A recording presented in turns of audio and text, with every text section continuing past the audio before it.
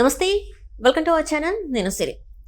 జగన్మోహన్ రెడ్డి గారికి అయితే షాకుల మీద షాకులు జరుగుతున్నాయి. ఇప్పుడు ఒక వైసీపీ మాజీ మంత్రి మళ్ళీ టీడీపీలోకి చేరుతున్నారు. అప్పట్లో చూసుకున్నట్టయితే టీడీపీ నుంచి వెళ్ళి వైసీపీలోకి వచ్చిన ఈ నేత ఇప్పుడు మళ్ళీ సొంత గుటికే చేరుకుంటున్నారు. సో మరి ఎలా ఉండబోతుంది ఏంటనేది మనకి వివరించడానికి మనతో పాటు ఉన్నారు ప్రముఖ సీనియర్ జర్నలిస్ట్ డివిఎస్ గారు. నమస్కారం సార్. నమస్తే.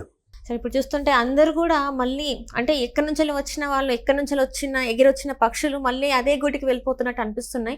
ఏంటంటే ఇక్కడ చూస్తున్నట్టయితే వైసీపీలో ఉన్న అప్పటి మంత్రి ఇప్పుడు మళ్ళీ టీడీపీలోకి వెళ్తున్నారు. జగన్మోహన్ రెడ్డికి అయితే షాక్ తగులుతుంది అని చెప్పేసి మరి వార్తలు వస్తున్నాయి. మరి టీడీపీలోకి ఆ మంత్రి వెళ్ళిపోయారంటే మాజీ మంత్రి టీడీపీలో జాయిన్ అయినట్టేనా? ఇంకా మరి అంటే ఇక్కడ మనం చూడాల్సింది పార్టీ మార్పిడిగా కాదు, ఇక్కడ మనం చూడాల్సింది వాళ్ళ భవిష్యత్. ఇప్పుడు జగన్మోహన్ రెడ్డిని నమ్ముకుంటే ఇక రాజకీయ భవిష్యత్తు ఉండదు. ఇవాళ జగన్మోహన్ రెడ్డి పార్టీని నడిపే పరిస్థితిలో లేరు. ఆయన ఒకవైపు కేసులు, మరోవైపు ఇప్పుడు ఈ కొత్తగా వస్తున్నటువంటి శ్వేతపత్రాలతో పడుతున్నటువంటి కొత్త కేసులు, అటు పాత కేసులు, వీటితో జగన్మోహన్ రెడ్డి ఉక్కిరి బిక్కిరి అవుతున్నాడు, కంగారెత్తుతున్నాడు. ఒక చోట నిలకడ లేకుండా అటు ఇటు గిర్రున తిరుగుతున్నాడు. ఇప్పుడేంటి, ఎవరికి వాళ్ళు ఎవరి పని వాళ్ళు చూసుకుంటున్నారు. సిద్ధారాఘవరావు ఆయన ఏంటి అసలు తెలుగుదేశం పార్టీ, అలాంటి తెలుగుదేశం పార్టీ సిద్ధారాఘవరావుని బెదిరించి ఆయన యొక్క వ్యాపారాలు, ఆయన అక్కడ గ్రానైటు ఆ కంపెనీలు వాటిపైన దాడులు చేస్తామని భయపెట్టి వైఎస్ఆర్ కాంగ్రెస్ పార్టీలోకి లాక్కున్నారు. ఇప్పుడేంటి, ఇప్పుడు జగన్మోహన్ రెడ్డి సీఎంగా లేడు, ఇక భయపడాల్సిన పని లేదు. కాబట్టి మళ్ళీ ఆయన తెలుగుదేశం పార్టీలో తన మాతృ పార్టీలోకి వెళ్ళిపోతున్నాడు. ఎవరైతే తెలుగుదేశం నుంచి వచ్చి వైసీపీలో చేరారో వాళ్ళంతా మళ్ళా సొంత పార్టీలోకి వెళ్ళిపోతారు. అదే కాదు, ఇప్పుడు మనం ఉన్న 11 మంది ఎమ్మెల్యేల్లో జగన్మోహన్ రెడ్డి మినహాయించి 10 మంది ఎమ్మెల్యేలు ఎవరి దాళ్ళు చూసుకుంటున్నారంటున్నారు. విరూపాక్షి మీద మొదట్లోనే మనం విన్నాం, ఏంటి లోకేష్ బాబుని కలుస్తున్నాడని, అతను చేరిపోతున్నాడని. అదేవిధంగా మరి మాజీ ఎమ్మెల్యే పెండెం దొరబాబు ఇప్పుడు జనసేనలో చేరుతున్నాడంట. పెండెం దొరబాబు జనసేనలో చేరుతున్నాడంటే అటు ఎమ్మెల్యేలు ఇటు మాజీ ఎమ్మెల్యేలు ఎవరికి వాళ్ళు వాళ్ళ పార్టీ వాళ్ళ భవిష్యత్తు చూసుకుంటున్న దేంట్లో రాజ్యసభ 11 మంది సభ్యులు అది బీజేపీలో విలీనం అంటున్నారు. ఏది మొత్తం రాజ్యసభ మరి బీజేపీలో విలీనం అయిపోతే అటు అక్కడ ఢిల్లీలో ఆ విధంగా జరుగుతోంది, ఇక్కడ అమరావతిలో ఈ విధంగా జరుగుతోంది. వీటన్నిటికీ కూడా కారణం జగన్మోహన్ రెడ్డి అసమర్థత. ఏంటి, అతను అసెంబ్లీకి వెళ్ళకపోవడం, అతను పారిపోతున్నాడు, కేసులకి భయపడుతున్నాడు. ఇప్పుడు నాయకుడే భయపడితే ఇంకా అనుచరులు ఎలా అతనికి అండగా నిలబడతారు? నేనున్నానని ధైర్యం చెప్పాల్సినటువంటి జగన్మోహన్ రెడ్డి ఏం చేస్తున్నాడు, నా చుట్టూ మీరంతా నుంచోండి, మీరంతా నాకు రక్షణ కవచంగా మారండి అంటున్నాడు. ఇప్పుడు ఢిల్లీ ధర్నా మనం చూసాం. అవును సార్. ఎందుకు పెట్టారు ఢిల్లీ ధర్నా? ఢిల్లీ ధర్నాలో వాళ్ళందరినీ ఎందుకు పిలిపించుకున్నారు? అఖిలేష్ యాదవ్ సమాజ్వాదీ పార్టీ, లేకపోతే సంజయ్ రౌత్ శివసేన, టీఎంసీ, ఆప్, ముస్లిం లీగ్, వీళ్ళందరినీ పిలిపించుకున్నది ఎందుకు ఢిల్లీ ధర్నాకి? భయంతో. సపోర్ట్ ఈయనకి ఎక్కువ ఉన్నదని చూపెట్టుకోవడానికి. భయం ఏంటి, నన్ను గనక అరెస్ట్ చేస్తే, నా మీద కేసులు కనుక మళ్ళా స్పీడ్ చేసినట్లయితే జాతీయ స్థాయిలో ఈ పార్టీలన్నిటి మద్దతు నాకు ఉంది అని బిల్డప్. ఎవరికి అతను అలా బిల్డప్ ఇవ్వటం? బీజేపీ పెద్దలక, ప్రధాని మోడీ, అమిత్ షాలక. మనం చూసాం, వచ్చిన ప్రతి పార్టీ కూడా ఏది ఇండియా కూటమి పార్టీలు. ఆయన ఏమంటాడు, నేను బీజేపీ వాళ్ళని పిలిచాను, లేకపోతే ఎన్డీఏ పక్షాలను కూడా పిలిచాను, వాళ్ళు రాలేదు, వీళ్ళు వచ్చారంటున్నాడు. ఆ వచ్చినాడు ఏమన్నాడు, ఒక పార్టీ ఆయన ఇండియా కూటమిలోకి జగన్మోహన్ రెడ్డిని ఆహ్వానిస్తున్నా అన్నాడు. ఇండియా కూటమిలోకి జగన్మోహన్ రెడ్డిని ఆహ్వానిస్తున్నా అంటే అర్థం బీజేపీ వాళ్ళకి లైసెన్స్ ఇచ్చినట్ట, ఏది జగన్మోహన్ రెడ్డిని మీ ఇష్టం వచ్చినట్టు చేసుకోమని చెప్పినట్టే కదా. ఇప్పుడు ఆయన కేసుల్లో నుంచి ఎలా బయటపడతాడు? ఇప్పుడు రేపొద్దున డే టు డే ఎంక్వైరీ విచారణ ప్రాసిక్యూషన్ జరుగుతున్న నేపథ్యంలో ట్రయల్ మరి రోజువారీ విచారణ ప్రారంభమైతే ఈయన వెళ్ళాలి.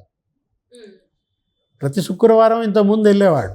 ముఖ్యమంత్రి పదవిని అడ్డం పెట్టుకుని ఏం చేశాడు, కోర్టు వాయిదాలు తప్పించుకున్నాడు. ట్రాఫిక్ దెబ్బతింటుందనో లేకపోతే చాలా ఖర్చు అవుతుంది, దెబ్బతింటుందనో, వెల్ఫేర్ యాక్టివిటీస్కి ఇబ్బంది అవుతుందని రకరకాల వంకలు చెప్పి అటు ఆ కోడికత్తి కేసు అటెండ్ కాలేదు, ఇటు ఈ సిబిఐ కేసులు ఈడీ కేసులకు అటెండ్ కాకుండా నడుపుకుంటూ వచ్చాడు. ఇప్పుడు ఆ వంకలు చెప్పడానికి అవకాశం లేదు. సాధారణ ఎమ్మెల్యే ఇప్పుడు కంపల్సరీగా రేపు పొద్దున వాయిదాలకు వెళ్ళమని పిలిపిస్తారు. ఒకవేళ బెయిల్ రద్దు అయితే జైలుకి వెళ్ళాల్సి వస్తుంది. ఇప్పుడు ఇన్నేళ్ళు బెయిల్ మీద ఏ నేరస్తుడన్నా ఉన్నాడా? 10 ఏళ్ళు బెయిల్ మీద ఒక ఆర్థిక నేరస్తుడు ఉన్నాడనేది ఇవాళ భారత న్యాయ వ్యవస్థ మీద, ఈ దర్యాప్తు సంస్థల మీద ఒక మాయని మచ్చగా మారుతుంది. కాబట్టి బెయిల్ క్యాన్సిల్ అవ్వటం ఖాయం. బెయిల్ క్యాన్సిల్ అయితే జైలుకి వెళ్ళాల్సి వస్తుంది. అప్పుడు ఈ పార్టీ చుక్కాని లేని నావా, నాయకుడు లేనప్పుడు మరి ఇంకా ఈ చోటామోటా నాయకులు ఉంటారా? ఎమ్మెల్యేలు ఇవాళ ఎవరి దారాళ్ళు చూసుకుంటున్నారు. మాజీ ఎమ్మెల్యేలంతా తెలుగుదేశంలో చేరుతున్నారు, జనసేనలో చేరుతున్నారంటే పెండెం దొరబాబు జనసేనలోకి వెళ్తున్నాడు, సిద్ధా రాఘవరావు తెలుగుదేశంలోకి వెళ్తున్నాడు, కొంతమంది బీజేపీలోకి వెళ్ళేవాళ్ళు బీజేపీలోకి వెళ్తున్నారు. మొన్న చెప్పారు కదా, చాలామంది బీజేపీతో టచ్లో ఉన్నారు, మేమే వాళ్ళని ఆపుతున్నామని ఆదినారాయణ రెడ్డి కూడా చెప్పిన పరిస్థితుల్లో ఇప్పుడు బొత్స సత్యనారాయణ కూడా పార్టీ మారుతున్నాడని, బొత్స సత్యనారాయణతో పాటు పెద్దిరెడ్డి రామచంద్రరెడ్డి, మిథున్ రెడ్డి కూడా లిస్ట్లో ఉన్నారని కూడా మరి వార్తలు వస్తున్నాయి. వాళ్ళు ఇంకా ఏంటంటే వాళ్ళు ఆపుతున్నారని, వాళ్ళు ఇంకా ఆగారన్నట్టు మీరు అన్నట్టు వార్తలు వస్తున్నాయి. అంటే ఇన్ని కేసులు ఉన్న వాళ్ళని చేర్చుకోవడానికి ఆ పార్టీలు సిద్ధంగా లేకపోతేనే ఇక్కడ ఉంటారు. వాళ్ళు కనుక గేట్లు ఎత్తేస్తే, మొన్న కూడా ఎవరో ఒక ఆయన అన్నారు, తెలుగుదేశం పార్టీ మా నాయకుడు చంద్రబాబు కనుక గేట్లు ఎత్తేస్తే వైసీపీ ఈ పార్టీకి ఖాళీ అయిపోయేది అన్న నేపథ్యంలో ఇక మిగిలేది ఎవరు? జగన్మోహన్ రెడ్డి. అంటే ఇక్కడ చూసినట్టయితే సార్, మరి ఈ సజ్జల కానీ ఎవరైతే ఉన్నారో, ఈ తన పక్కన ఎవరైతే ఉన్నారో వాళ్ళు కూడా కనిపించట్లేదు అసలు. వాళ్ళందరూ ఏమయ్యారు? మరి జగన్ ఎందుకు ఒక్కడే మాత్రమే ఇప్పుడు మీడియా ముందుకు వచ్చి మాట్లాడడం కానీ ఇంతకుముందు ఎప్పుడు చూడలేదు మనం. అసెంబ్లీని ఎగ్గొట్టి మరి మీడియా సమావేశాలు పెట్టడం ఏంటి అంటారు? ఇవన్నీ కూడా భయపడి ఇవన్నీ చేస్తున్నారు అనుకోవచ్చు. మరి ఉత్తరాంధ్రలో గోదావరి జిల్లాల్లో మొత్తం అంతా గంప గుత్తగా అటు జనసేనలోకో ఇటు తెలుగుదేశంలోకో దూకేస్తున్నారు.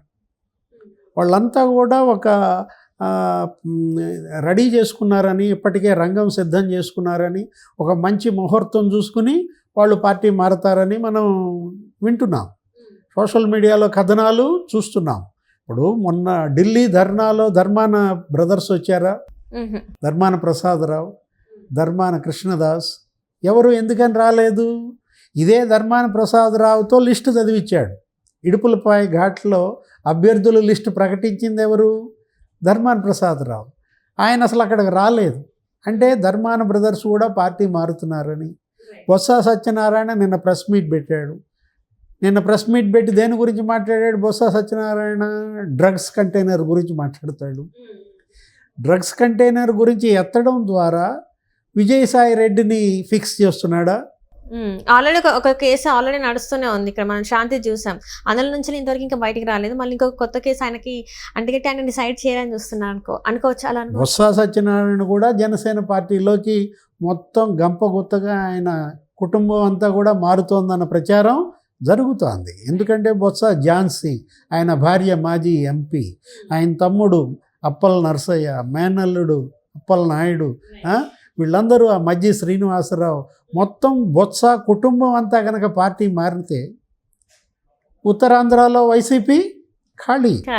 Right sir, right. Thank you so much sir. నమస్తే.